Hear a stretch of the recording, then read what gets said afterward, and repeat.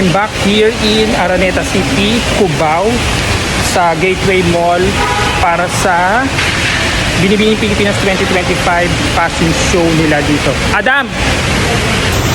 Fashion show at the Lagoon. Nagmamadali na ako dahil mag-uumpisa ng event. 12:30 mag-start, medyo sakto lang, late na ako. This is the Lagoon dito sa Gateway Mall 2 kung saan gaganapin ang swimsuit fashion show ng Binibining Pilipinas 2025 candidates. A few moments later. Official candidates of Binibining Pilipinas. Start na ang show at isa-isa na nga ang pinarampa ang Binibining Pilipinas 2025 candidates sa kanilang swimsuit fashion show. Meron ngang 36 official candidates ngayong taon. Ang gaganda nila, diba? Natapos na ang swimsuit fashion show ng mga Binibining Pilipinas 2025 candidates. Rumampa rin sa show ang mga nanalo last year. A few moments later. Okay, tapos na yung pag-cover ko na Binibining Pilipinas 2025 fashion show dito sa The Lagoon, Gateway Mall 2. Nagkukunin na ako sa BBC Islands. So, covering the Binibining Pilipinas event today, meron kaming free pizza. At saka meron din ako stub. Ayan. Nasa bulsa ng ano ko. For drinks. Free drinks. So yun, nakakain lang kami.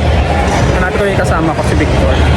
So kain lang muna kami dito sa Manam ni Victor, yung kasama ko na nag-cover ng Binibining Pilipinas event ngayon. Itong Manam Restaurant ay matatagpuan din sa ground floor ng Gateway Mall 2. Pangalawang beses ko na nga makakain dito sa Manam Restaurant. Una ko sa may Greenbelt, Makati. Tara, let's go at pasok na tayo. Yung kasama ko si Victor umu-order na. So, nandito kami sa Manam. Kakain kami ni Victor. Kasama ko sa Spadent Media.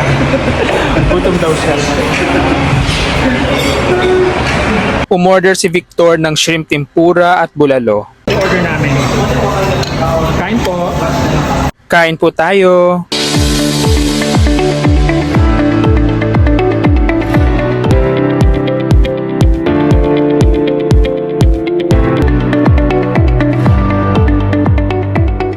Pagkatapos kumain ay umuwi na kami ni Victor.